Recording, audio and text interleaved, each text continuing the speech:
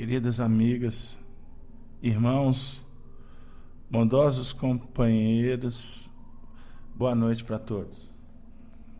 Que Jesus possa nos abençoar, que a espiritualidade que representa o Senhor nas faixas espirituais nas quais estamos sendo convidados a operar, possam nos abençoar, nos envolver, nos instruir, e que nós juntos, como amigos, possamos trocar experiências, bem como elevarmos os nossos pensamentos, oferecendo aquele estado de alma para que as vibrações da fraternidade venham fecundar a nossa intimidade.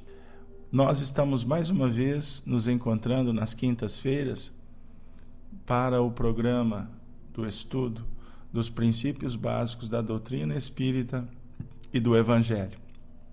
E nós estamos hoje inteirando o 7º encontro, no qual iniciamos reflexões em torno do sermão profético realizado por Jesus através das narrativas do nosso evangelista Mateus. E hoje nós estaremos trabalhando a segunda parte do capítulo 24, que na realidade ele é dividido em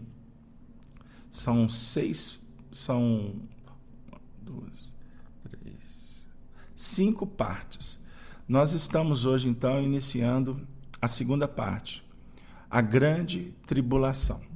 Então nós vamos ler o versículo 24, o capítulo 24 desde o início, para que a gente possa conectar com o projeto dessa noite.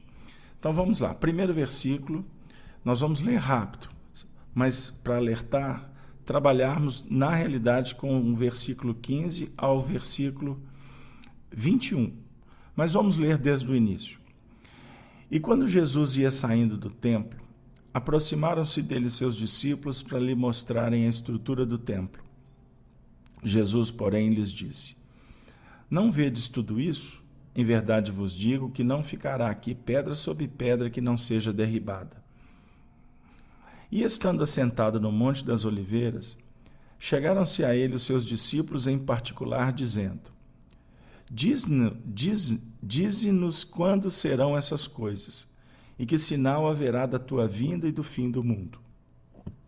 E Jesus respondendo disse-lhes: Acautelai-vos que ninguém vos engane, porque muitos virão em meu nome, dizendo: Eu sou Cristo, e enganarão a muitos. E ouvireis de guerras e de rumores de guerras. Olhai e não vos assusteis, porque é mister que isso tudo aconteça, mas ainda não é o fim. Porquanto se levantará nação contra nação, e reino contra reino, e haverá fomes e pestes e terremotos em vários lugares. Mas todas essas coisas são o princípio de dores. Então vos hão de entregar para seres atormentados, e matar-vos-ão, e sereis odiados de todas as gentes por causa do meu nome. Nesse tempo, muitos serão escandalizados, e trair-se-ão uns aos outros, e uns aos outros se aborrecerão. E surgirão muitos falsos profetas, e enganarão a muitos. E por se multiplicar a iniquidade, o amor de muitos esfriará. Mas aquele que perseverar até o fim será salvo. E este evangelho do reino será pregado em todo o mundo, em testemunho a todas as gentes. E então virá o fim. Agora, o versículo 15, que é o objeto do nosso trabalho de hoje. Enquanto, pois, virdes que a abominação da desolação, de que falou o profeta Daniel, está no lugar santo, quem lê, atenda. Então, os que estiverem na Judéia, fujam para os montes. E quem estiver sobre o telhado, não desça a tirar alguma coisa de sua casa. E quem estiver no campo, não volte atrás a buscar os seus vestidos. Mas ai das grávidas e das que amamentarem naqueles dias. E orai, para que a vossa fuga não aconteça no inverno nem no sábado. Porque haverá então grande aflição, como nunca houve desde o princípio do mundo até agora, nem tampouco há de haver. Bom, queridos amigos, a interpretação do Evangelho, como nos afiança Pedro, não deve ser de particular interpretação. Nós estamos nesse espaço bendito para trocarmos experiências e trabalharmos no nível de uma interpretação cada vez mais espiritualizada. Embora tenhamos em alguns exegetas, como Emmanuel, aqueles companheiros mais abalizados e os nossos benfeitores espirituais que tutelam o movimento espírita, aqueles pontos de indução, de ensinamentos, podemos dizer assim, aquelas dicas que facilitam a nossa maneira de interpretar.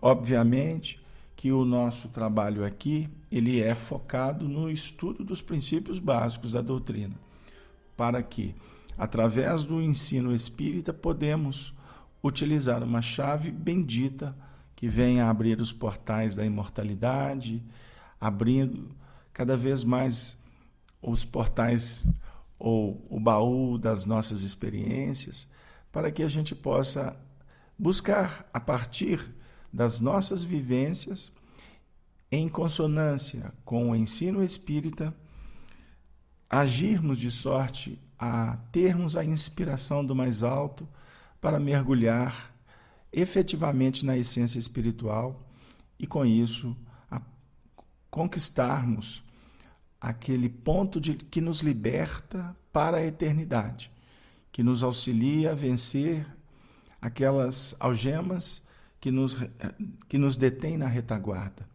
Enfim, sintetizando no processo da autoiluminação.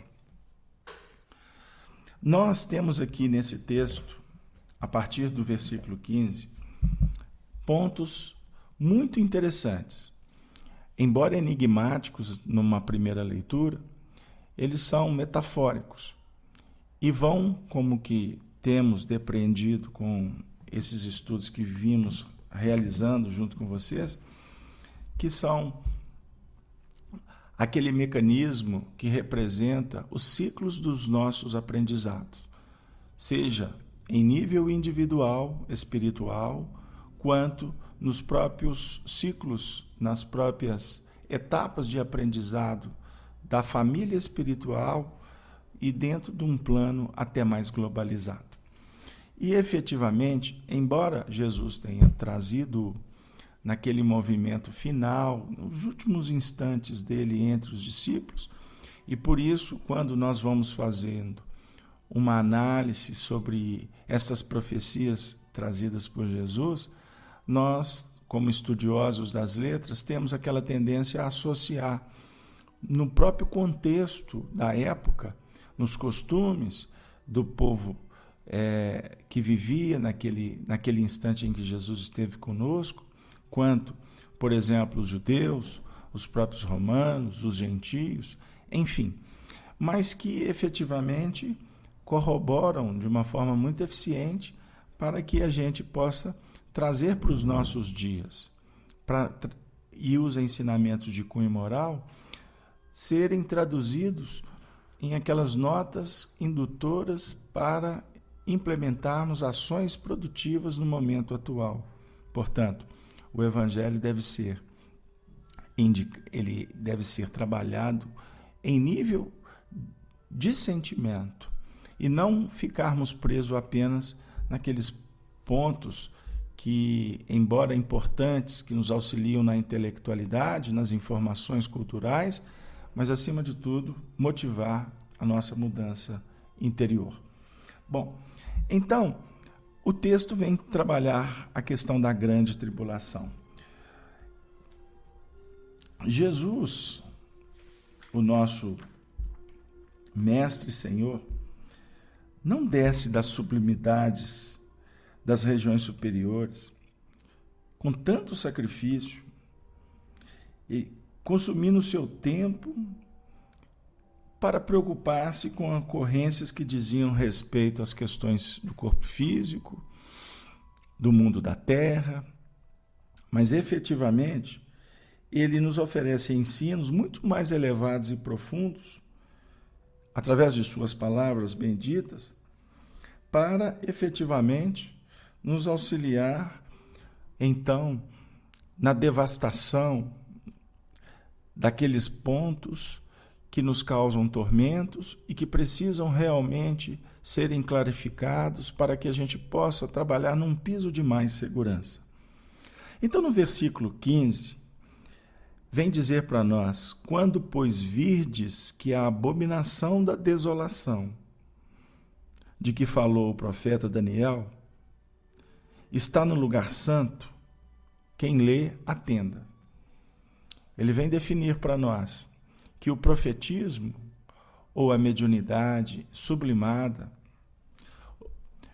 nos concita a um intercâmbio luz com as esferas superiores, naquele movimento em que buscamos o Altíssimo para que o Altíssimo nos traga de volta para encontrar no manancial próprio aqueles recursos que nós precisamos para vencer de uma forma gradativa e persistente as questões que vão promover a nossa libertação espiritual. Por isso, devemos estar bastante atentos, prestando muita atenção nos sinais que nos são oferecidos pela providência divina, para que nós possamos compreender, então, a posição que nós ocupamos na escala espiritual, a posição que deve ser valorizada no que remonta o nosso atual momento reencarnatório e, inclusive, as situações que vão permeando a nossa trajetória, as circunstâncias que vão nos favorecendo em cada etapa da nossa vida terrena. Porque se a reencarnação deve ser tratada como um ciclo evolutivo, dentro da reencarnação nós temos pequenos ciclos que vão efetivamente caracterizando etapas e que se intercambiam no momento certo. No seu momento atual, existem conexões com etapas que você viveu ontem, como etapas que vivestes num período mais distante, lá na sua infância, na sua adolescência, na sua madureza e por aí vai. E que de alguma forma já estão planejando, planificando, estruturando ciclos que vão ser vivenciados no grande futuro. Porque nós vivemos no mar das experiências pregressas, que se manifestam através das nossas tendências, das nossas experiências, dos nossos vícios, de uma forma natural, sem que tenhamos que fazer regressão de memória para buscar lá atrás aqueles pontos necessários, embora sejam terapias apreciáveis quando na mão de técnicos moralizados e capacitados. Mas no dia a dia, o tempo todo, nós estamos recebendo respostas do nosso passado. E efetivamente lidando com o nosso passado, a profecia, ou seja, no caso apocalíptica, que é uma revelação, vem definindo então possibilidades para que possamos, vamos dizer assim, construir o nosso futuro. Então, o Senhor Jesus vem nos dizer sobre a necessidade de prestarmos atenção nas revelações. E principalmente quando elas são caracterizadas por trazer, vamos dizer assim, a desolação. Vão nos concitando a sair da zona de conforto. A revelação que, quando observada e assimilada pela nossa inteligência espiritual, vai trazendo para nós conflitos. Então, se existe a desolação dos tempos, as dores que campeiam no mundo terreno, Na realidade, elas são expressões das necessidades que a humanidade possui.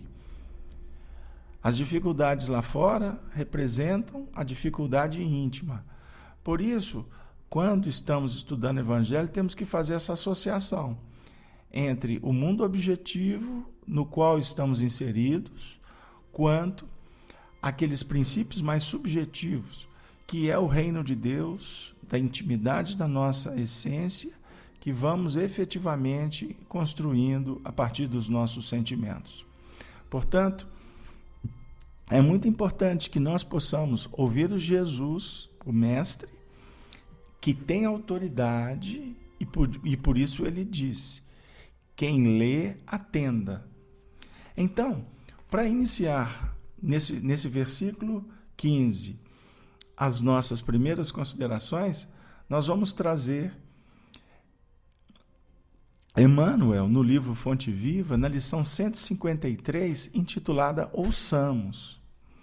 Quando Emmanuel define para nós que eu vou resumir o texto, que ele é longo, para que a gente possa desenvolver bastante o assunto hoje.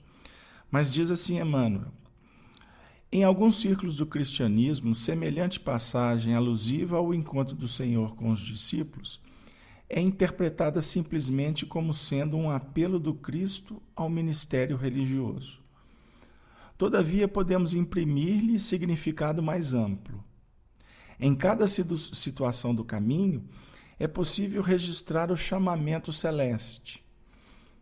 No templo familiar, onde surgem os problemas difíceis. Ante o companheiro desconhecido que pede cooperação. À frente do adversário que espera entendimento e tolerância. Ao pé do enfermo que aguarda assistência e carinho. À face do ignorante que reclama socorro e ensinamento.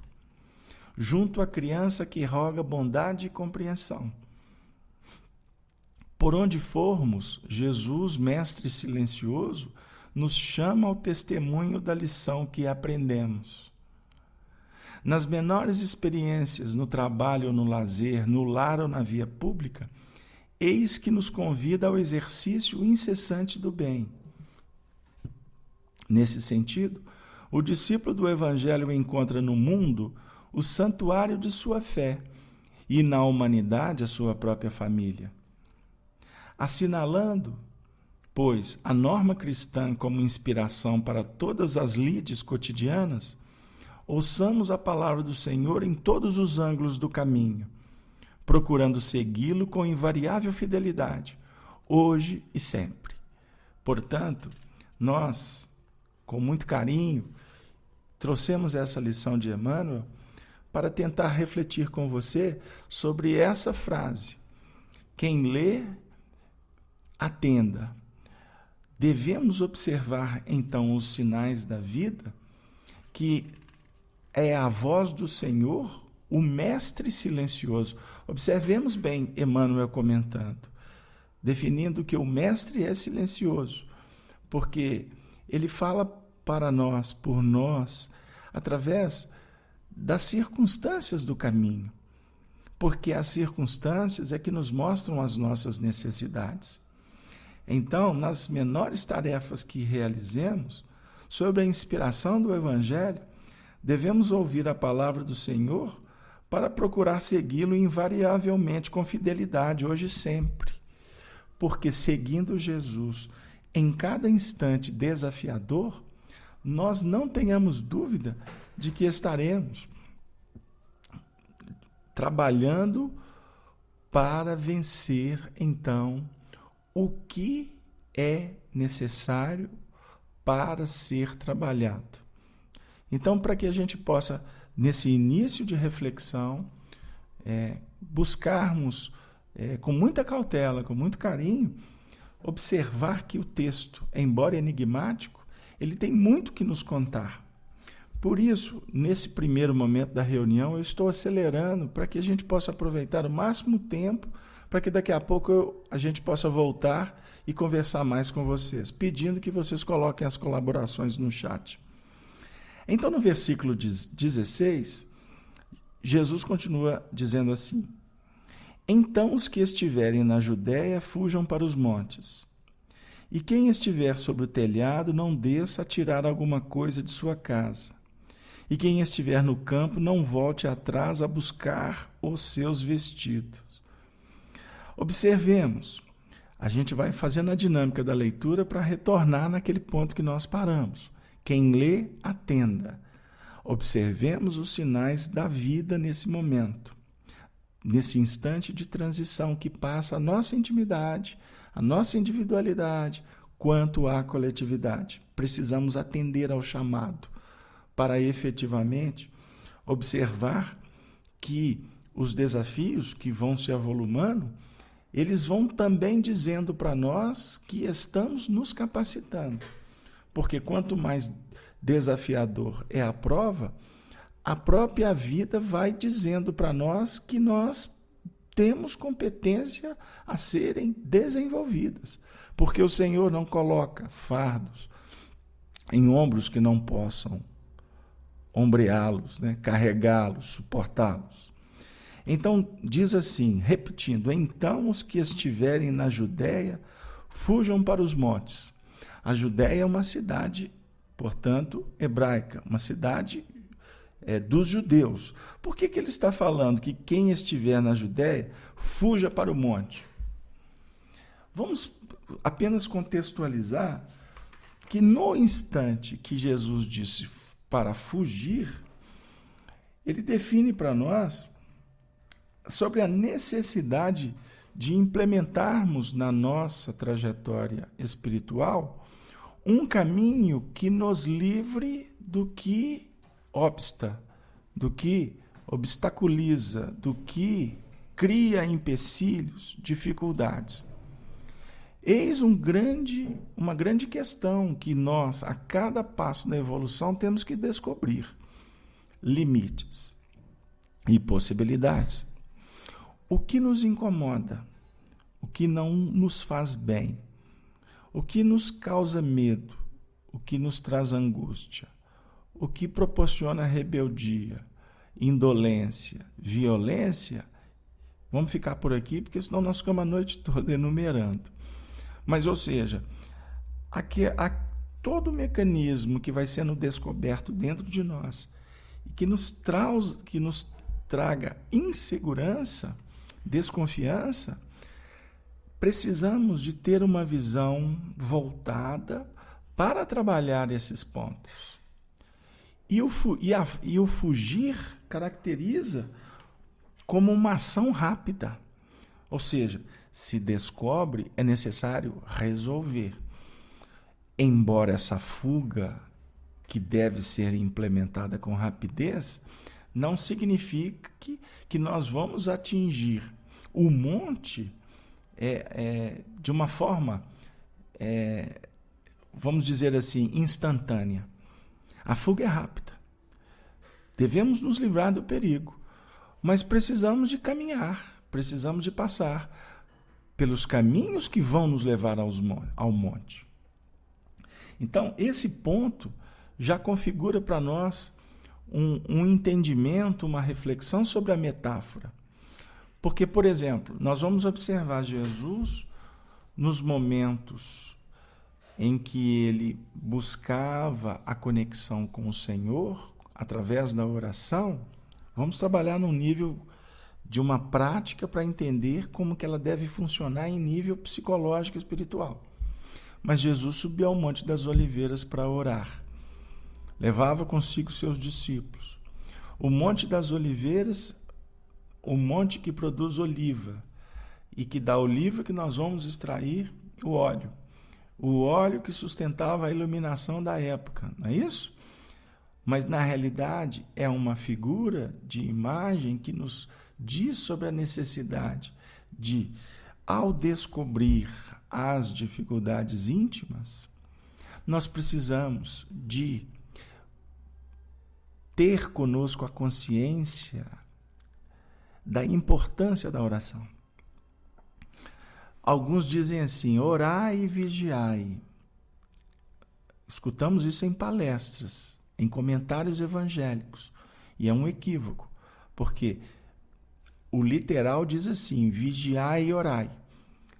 Então, quando nós que estamos lendo e atendendo à revelação, descobrimos que há um momento, um instante complexo, nós precisamos então de sair da Judéia, da cidade.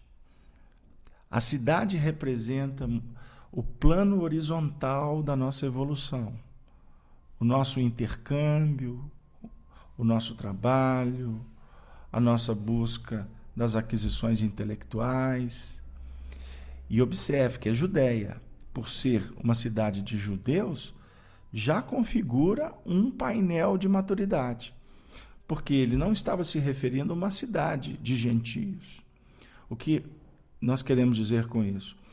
Que sendo uma cidade de judeus, o judeu já é aquele povo que tem noção do eterno, do Pai, do Criador, do Deus único. Por isso é que o decálogo mosaico se expressa na fundamentação no primeiro mandamento, do honrar, do amar a Deus de todo o vosso coração, de todo o vosso entendimento.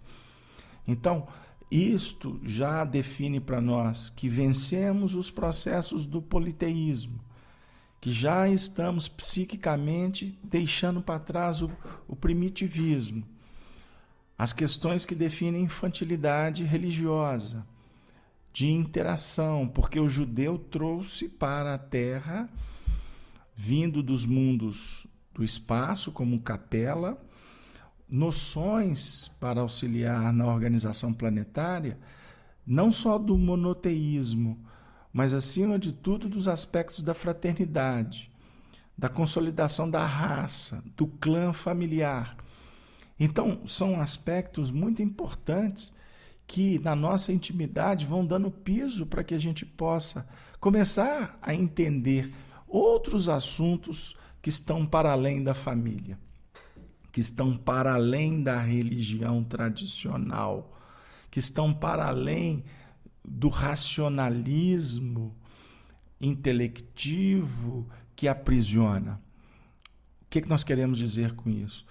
Que no momento em que somos convidados a subir ao Monte das Oliveiras como discípulos, nós já estamos apresentando aquelas condições de sair apenas do amor egoístico, do clã familiar, para trabalhar o amor da família espiritual, da família universal.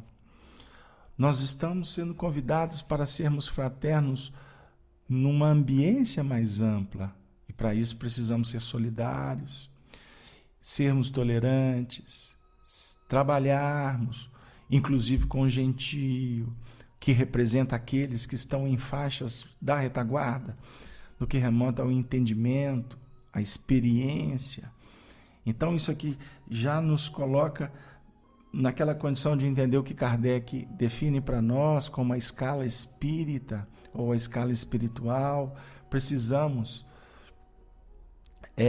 de agirmos com muita prudência, como também devemos vencer a ciência acadêmica do mundo que aprisiona no laboratório para abrirmos para a ciência do espírito, para aquela ciência que trabalha aspectos transcendentes dos horizontes dos homens. Trabalharmos a nossa fé raciocinada, no seu sentido de trabalharmos a intuição no plano da ciência, mas também nas operações do dia a dia. Subir ao monte através da oração não pode ser tratado por nós apenas como aquela prática religiosa na qual vamos buscar na oração forças para passar pelos problemas ou para nos livrar dos problemas. O Monte das Oliveiras tem uma representação muito mais ampla. Embora, queridos amigos, o pedido, a súplica é justa, de acordo com a nossa posição espiritual. Por isso, não abramos mão de pedir forças, porque os Espíritos nos concedem. Procurarmos proteção, porque os Espíritos nos protegem. Procurarmos a presença dos Espíritos evoluídos, na nossa conjugação diária, eles estarão conosco, para não dizer que eles já estão, e que somos nós que não registramos a presença singular e majestosa desses benfeitores, porque a nossa visão está só na Judéia, está dentro de um plano assim muito horizontal. Ou seja, precisamos ir ao monte para verticalizar, para sublimar os sentimentos, para nos tornarmos espíritos mais evoluídos. E para isso precisamos assumir essas responsabilidades com consciência e com responsabilidade. São pontos que obviamente abrem outros e que nós aqui estamos no ensaio de uma análise rápida destes versículos para que possamos, de alguma forma, sermos estimulados a estudar em casa ou reunir um grupo de amigos para interpretar o Evangelho, no nosso caso espírita, interpretarmos a Bíblia à luz da doutrina espírita. Então, no versículo 17, se vocês me perdoem, nos concedam uma oportunidade, o versículo 16, nós também separamos uma lição de Emmanuel do livro Caminho, Verdade e Vida, lição 84, quando Jesus diz assim para os discípulos: levantai-vos, vamos-nos daqui. Observemos Emmanuel. Antes de retirar-se para as orações supremas no horto, falou Jesus aos discípulos longamente, esclarecendo o sentido profundo de sua exemplificação. Levantai-vos, vamos daqui. O apelo é altamente significativo. Ao toque de erguer-se, o homem do mundo costuma procurar o movimento das vitórias fáceis, atirando-se à luta sequioso de supremacia ou trocando de domicílio, na expectativa de melhoria efêmera. Com Jesus, entretanto, ocorreu o contrário. Levantou-se para ser dilacerado. Queridos amigos, reflitamos. Levantou-se para ser dilacerado. Ele levantou para procurar dilaceração? Não. Mas o ato de levantar trouxe para ele, como traz para todo o aprendiz, a dilaceração, através do sacrifício do trabalho. Continuando. Logo após, pelo gesto de Judas, distanciou-se do local em que se achava a fim de alcançar, pouco depois, a flagelação e a morte. Naturalmente partiu para o glorioso destino de reencontro com o Pai. Mas precisamos destacar as escalas da viagem. Ergueu-se e saiu, em busca da glória suprema. As estações da marcha são eminentemente educativas. Getsemane,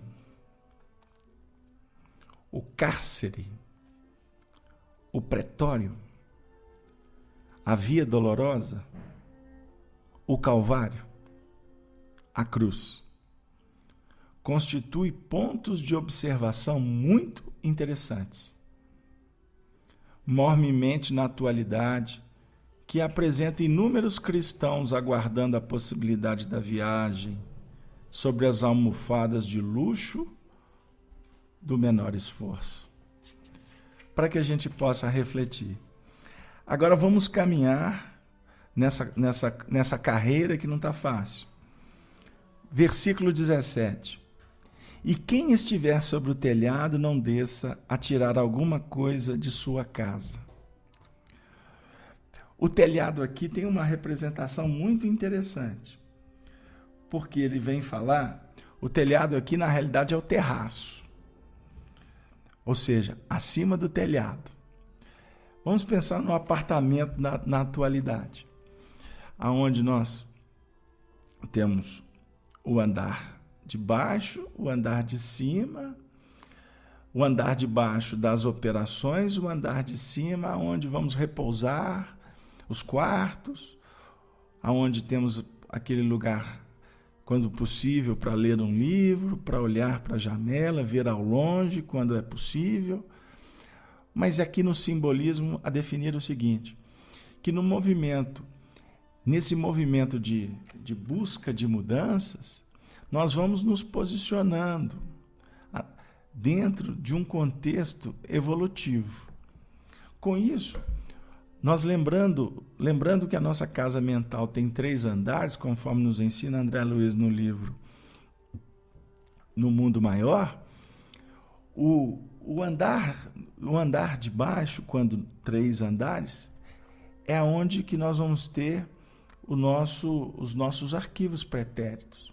O andar do meio, aonde tem as operações da casa, a cozinha, a sala, geralmente representam para nós o hoje, o agora, o presente, aonde nós estamos trabalhando nesse plano da horizontal, do intercâmbio, do estudo, da operação, da prática, da rotina.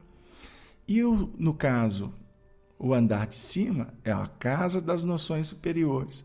Ou seja, no andar superior, quando elevamos a nossa mente, as nossas vibrações, vamos buscar inspiração, vamos tentar vislumbrar o futuro, para que a gente possa operar então na objetividade do nosso plano atual. Quando Jesus vem nos dizer para quem está no terraço, não desça para ficar cuidando das coisas, na realidade aqui ele vem nos falar sobre o cuidado que nós devemos ter para não, vamos dizer assim, alterar os objetivos da evolução. Ele não está dizendo para a gente deixar as nossas responsabilidades para trás, mas ele está falando sobre a necessidade de nos desapegarmos do que fica, de procurar vislumbrar o futuro, trabalhando no hoje, mas não permitindo que o hoje nos aprisione no cantinho chamado ontem. Para que a gente possa pensar, queridos amigos, porque a nossa análise aqui, conforme nós dissemos, ela está sendo muito corrida. Por isso, nós também vamos brindar vocês com Emmanuel, agora no livro Vinha de Luz, na lição 3, intitulada O Necessário. Porque precisamos aprender a lidar com o que é necessário. O necessário para Roma, o necessário para os céus, o necessário para a personalidade, o necessário para a essência espiritual, o necessário para atender paixão, o necessário para elevar virtudes, enfim. Vamos lá. Mas uma só coisa é necessária, afirma Jesus. Terás muitos negócios próximos ou remotos, mas não poderás subtrair-lhes o caráter de lição, porque a morte te descerrará realidades com as quais nem sonhas de leve.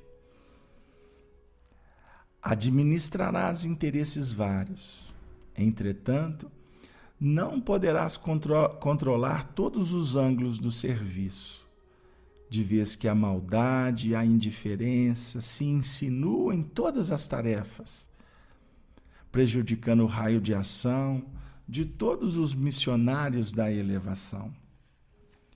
Amealharás enorme fortuna, todavia, e ignorarás por muitos anos a que região da vida te conduzirá ao dinheiro. Improvisarás pomposos discursos, contudo, desconheces as consequências de tuas palavras. E ele vai descerrando alguns outros exemplos para chegar nesta seguinte análise.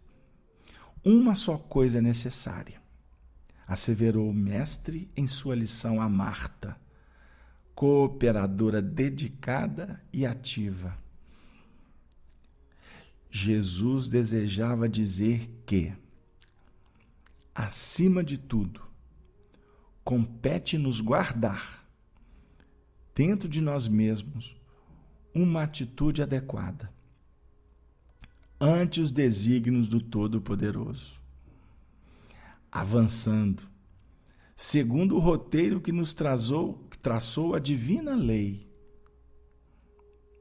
realizado esse necessário, cada acontecimento, cada pessoa e cada coisa se ajustarão a nossos olhos, no lugar que lhes é próprio. Sem essa posição espiritual de sintonia com o celeste instrutor, é muito difícil agir alguém com proveito. Queridas amigas e irmãos, nosso irmão Juarez, a Sandra, a Tina, o Rogério, um grande abraço para o Arnaldo, para o Simplício, para o Décio, para a Vanildes, para a Rita, a Adriana, a Carla e tantos outros que se encontram na sala. Emmanuel vem nos alertar sobre a necessidade de adotarmos a atitude adequada, mas que esteja conforme os desígnios do Todo-Poderoso. Dentro da lei de liberdade, da lei de igualdade, dentro dos princípios da lei de conservação, da lei de progresso, dos mecanismos da destruição, da reprodução, não é mesmo? Enfim, nós vamos encontrar a terceira parte do Livro dos Espíritos para nos ensinar sobre os desígnios do Eterno. A vontade de Deus que fala dentro de nós. Os planos da intuição, do intercâmbio mediúnico com as forças superiores, enfim. Mas quanto mais optarmos por realizar conforme os desígnios do Senhor, o necessário vai definir que cada acontecimento, cada pessoa e cada coisa se ajustarão aos nossos olhos no lugar que lhes é próprio. Isso vai definindo para nós a nossa necessidade de nos tornarmos sal da terra. O sal que vai temperar a nossa própria intimidade. Quando nós vamos verificando as lições do Senhor, nós vamos depreender que estamos todos juntos no mesmo barco. O nosso irmão do caminho está no mesmo aprendizado espiritual, porém frequenta escolas diferentes. Alguns fazem cursos muito diferentes dos nossos. Por quê? Cada um é selecionado para participar daquela turma, da classe, de acordo com as suas possibilidades, com seus limites. Por isso, o que hoje, aos nossos olhos, caracteriza que o outro está errado ou ocupa uma posição dissonante, incongruente, incoerente, na realidade, somos nós mesmos que ignoramos a lei que define o progresso dos indivíduos. Por isso, meus queridos amigos, na velocidade que o tempo está caminhando, nós vamos refletindo sobre o cuidado que devemos ter. Porque no versículo 18, Jesus diz assim: quem estiver no campo, não volte atrás a buscar os seus vestidos.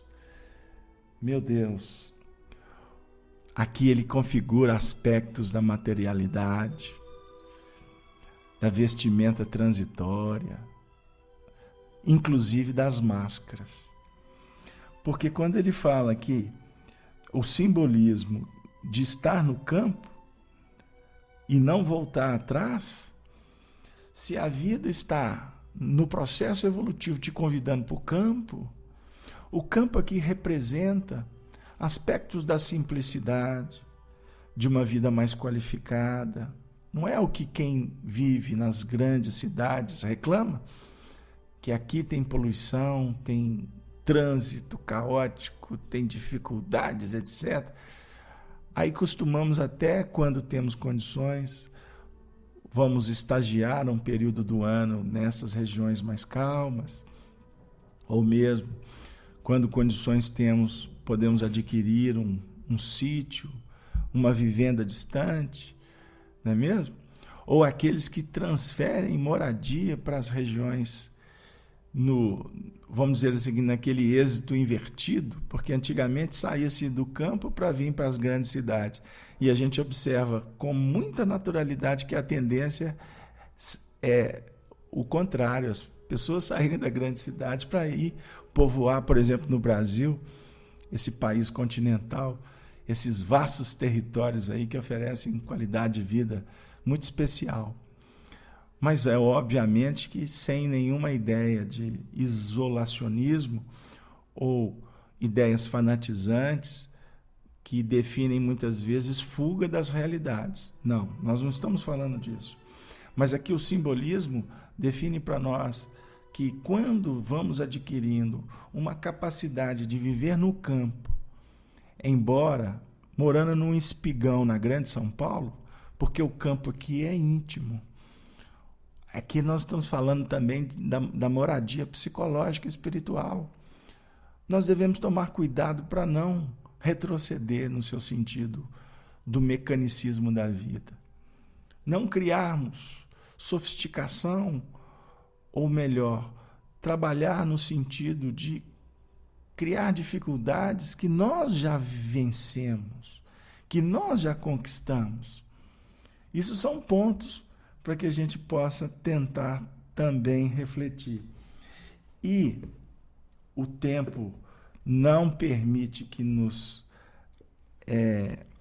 estendamos tanto, mas nós gostaríamos de citar como para casa, para aqueles que estão anotando, a lição 23 do livro Fonte Viva, onde Emmanuel intitula Adiante o Sublime, vem nos dizer sobre que não te esqueças, meu irmão, de que o Senhor te situou a experiência terrestre num verdadeiro paraíso, onde a semente minúscula retribui na média do infinito por um, e onde águas e flores, solo e atmosfera te convidam a produzir em favor da multiplicação dos tesouros eternos. Cada dia louva o Senhor que te agraciou com as oportunidades valiosas e com os dons divinos. Pensa, estuda, trabalha e serve, e não suponhas comum o que Deus purificou e engrandeceu. Não retroceda. Observemos que a purificação do entendimento, dos sentimentos, ela muitas vezes é uma fertilização que se dá e que compete a nós outros continuar lavrando a terra para que novas semeaduras producentes se façam. E não retornemos àqueles pontos aonde o detrito, o inseto, a erva daninha situam a nossa produção e que com isso encontraremos obstáculos de uma dificuldade de safra que possa trazer dessabores de ordem psicológica, espiritual para cada um de nós. Eu pergunto a vocês, nós estamos acelerados demais? Eu estou observando que no chat não está havendo tantas colocações, perguntas, mas gostaríamos de saber se podemos continuar, porque temos ainda alguns minutos e temos também alguns versículos que a gente possa rapidamente passar por eles, embora me coloco na condição de, se vocês assim apontarem, podemos voltar na próxima semana trabalhando de uma forma mais pausada, mais reflexiva, mais interativa. Eu deixo para vocês ir postando no chat e depois nós podemos, junto com a coordenação, definir a estratégia da próxima semana. Embora eu já vejo ali que o Arnaldo está dizendo exatamente como nós estamos caminhando. Muito corrido. É isso aí, Arnaldo. Valeu mesmo.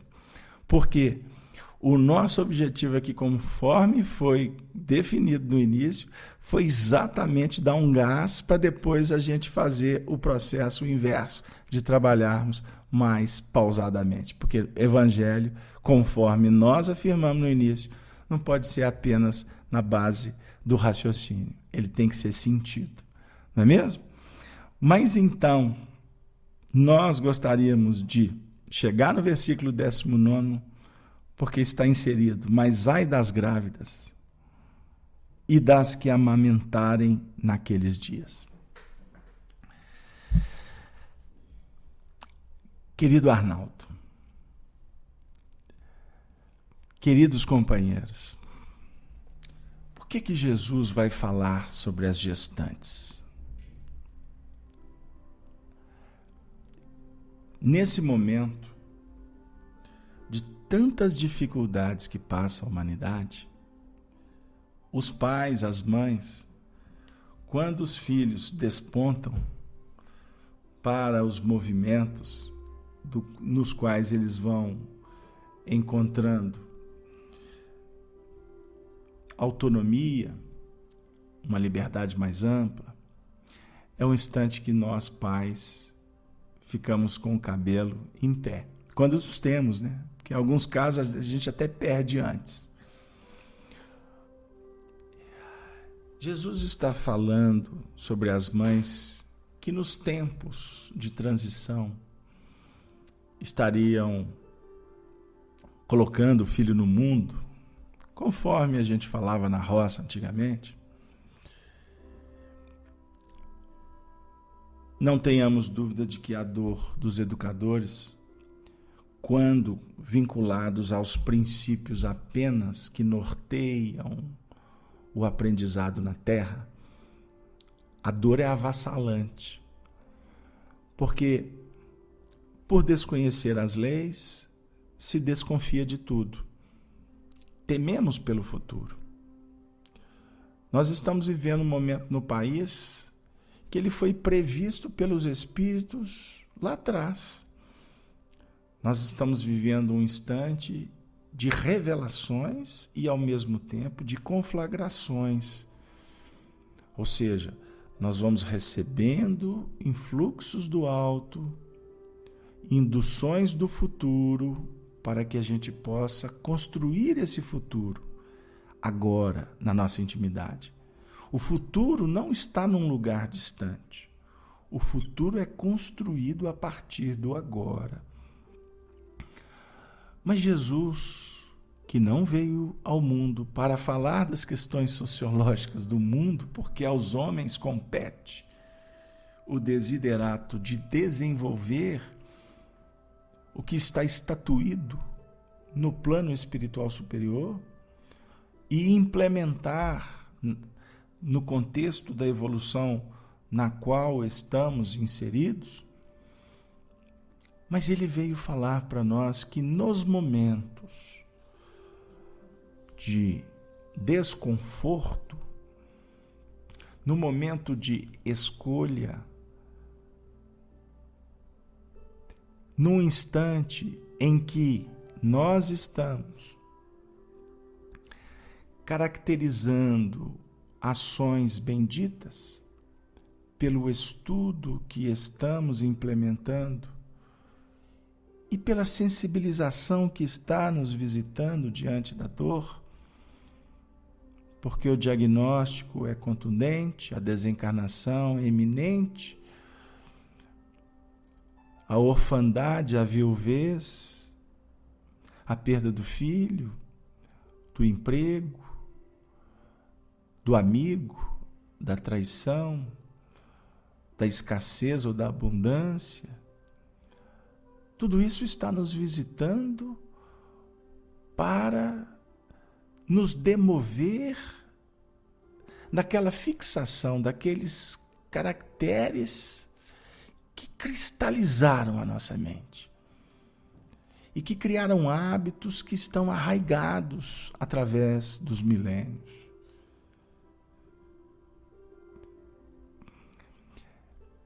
É muito importante nós verificarmos que todas as dificuldades que está acontecendo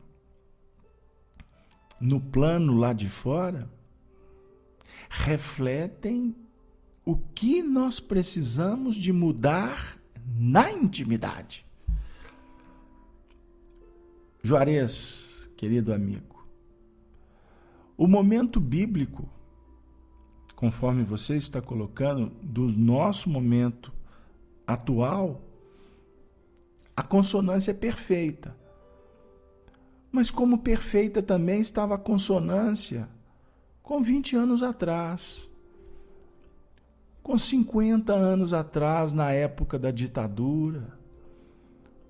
O momento político, econômico do nosso país na crise da Segunda Guerra Mundial está em perfeita consonância com a Bíblia, com o que Jesus colocou no sermão profético, como a Revolução Francesa, a Primeira Guerra Mundial.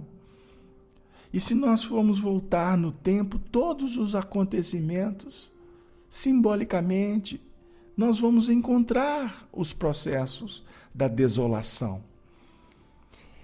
Porque, na realidade, em meio aos grandes conflitos,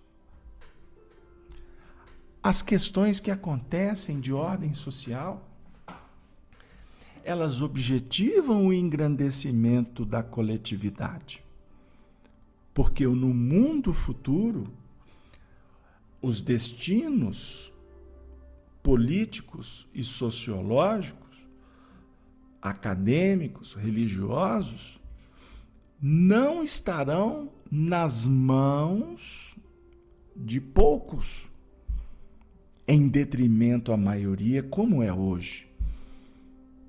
E por isso é que a maioria, o povo, está suplicando por tirar o poderio de poucos, a riqueza de um grupo tão diminuto, em detrimento a uma população planetária. Então, que nós possamos entender que a espiritualidade do mundo maior vai auxiliando. E cada vez mais espíritos imbuídos destes propósitos vão reencarnando em grupos. Então, quando nós vemos os jovens nas ruas do Brasil agora, procurando movimentar-se, procurando trabalhar com a força da informação e da união para pleitear o que é mais justo, o que é mais equânime, o que é mais solidário, estes espíritos vieram no mundo espiritual com este compromisso.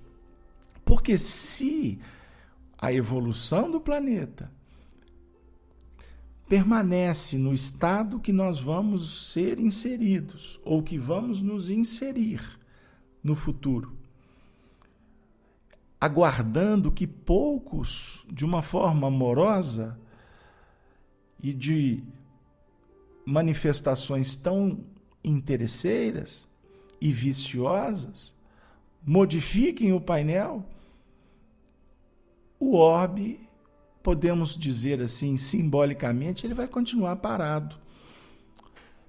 Então, a forma de governança, a política que deveria representar o indivíduo, como a sociologia é o estudo e representa a coletividade, necessita de alterações, mas que não podem ficar dependendo de instituições, de sanções, de punições e de leis. A grande mudança que o mundo vai promovendo, ela se faz pela mudança dos indivíduos e, portanto, dos seus costumes, no aprimoramento das culturas, na evolução da ciência e na plenitude da religião cósmica da fraternidade, do amor. Então, qual que é o papel, por exemplo, da doutrina espírita? Os espíritos estão trabalhando de uma forma muito especial e de uma maneira muito dinâmica e producente, arquitetada pelas mãos sacrossantas de Jesus, para contribuir para que o espiritualismo ganhe força na ciência divina. Porque a partir da espiritualização da humanidade, automaticamente os ajustes vão se dando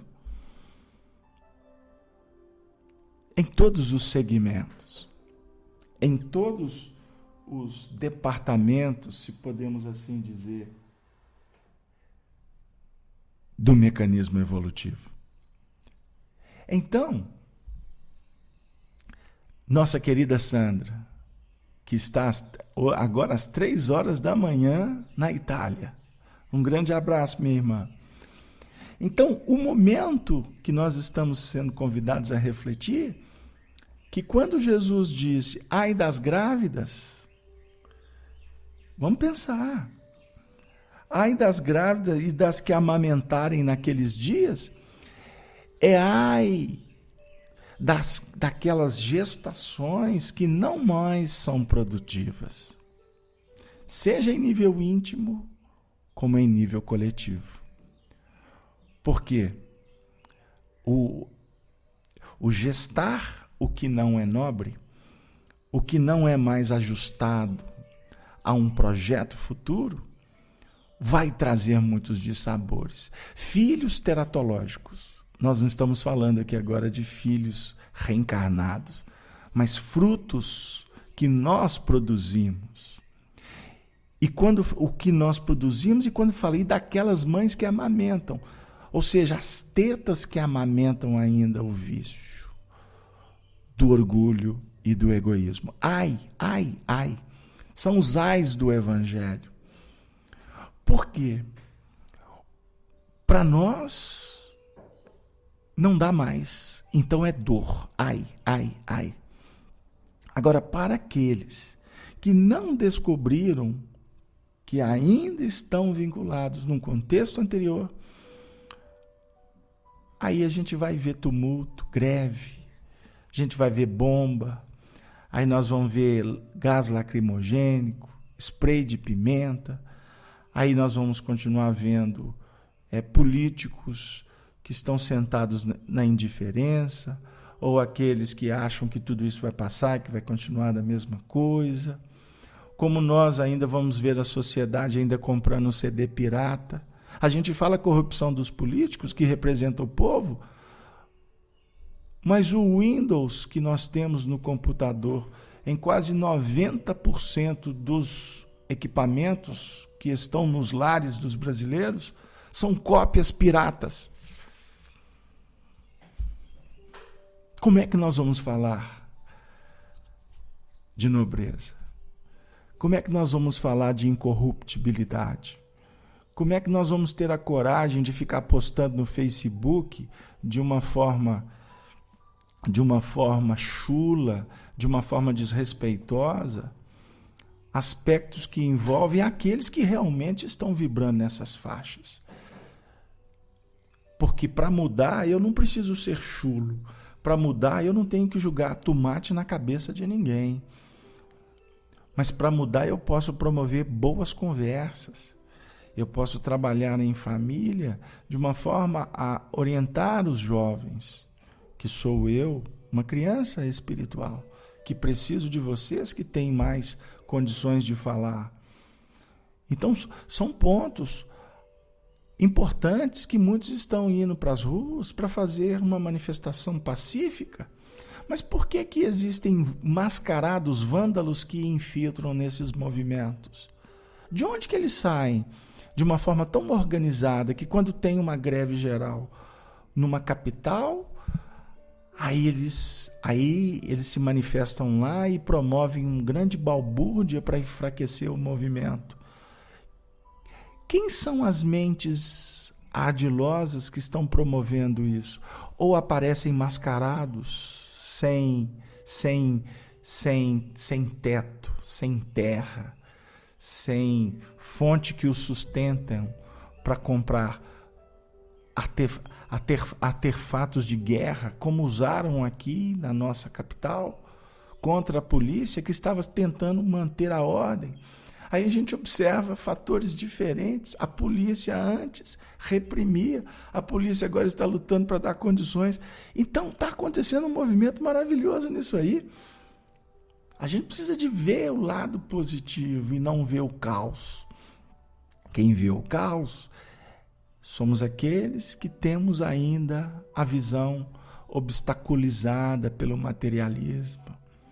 Queridos amigos, o nosso tempo está caminhando para o término, porque nós temos tantas coisas para encontrar aqui nesses textos que envolvem as questões do mundo, mas o nosso espaço, queridos amigos, a nossa responsabilidade maior é nesse momento sentir a presença de Jesus entre nós, dos benfeitores que nos auxiliam, que nos acolhem, como acolhido fomos na sala falando o Espiritismo nessa noite, como acolhidos seremos quando repousarmos o corpo físico e formos para o plano espiritual para continuar os estudos e a prática no bem.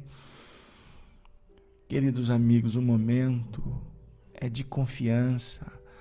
O movimento de agora é um movimento de esperança, da certeza da presença de Jesus entre nós, que nos diz que não nos deixaria órfãos, que Ele estaria conosco até o fim do mundo, ou até a fim de cada ciclo, até aquele instante em que eu deixo a condição de discípulo e vou me intercambiar com os apóstolos, com aqueles que já falam do mestre sem o mestre estar com eles, porque eles têm autoridade moral. Eles passam a ter a mente conectada com o divino provedor. Queridos amigos, que possamos nesse momento refletir sobre a manifestação que está acontecendo na nossa intimidade, daqueles valores que suplicam para nós que, como Jesus, precisamos de cuidar das ovelhas, as ovelhas íntimas, porque se cada um de nós voltarmos para o aprimoramento, para a qualificação deste mundo íntimo, não temos dúvida de que muito faremos pela nossa família, pela nossa sociedade, pelo nosso Brasil, pelo nosso planeta, pela casa do Pai, que nos abriga para a excelsitude da paz. Que a paz, o amor, se faça em nós, por nós e para nós. Que Deus nos abençoe. E assim nós nos despedimos, pedindo desculpas por termos acelerado tanto no início. Mas fora proposital, queridos amigos, me desculpem, porque na realidade a gente quer o tempo todo conversar com vocês, mas dizer para vocês que nós vamos aprender Espiritismo quando realmente a gente abraçar a causa, estudarmos, investirmos, criarmos grupos, trocarmos experiências, porque aqui a sala falando Espiritismo, ela objetiva muito mais o afago, o carinho, a amizade e as bênçãos que vão nos apontando o porvir da vivência do Evangelho. Muita paz. Boa noite para todos. Que assim seja.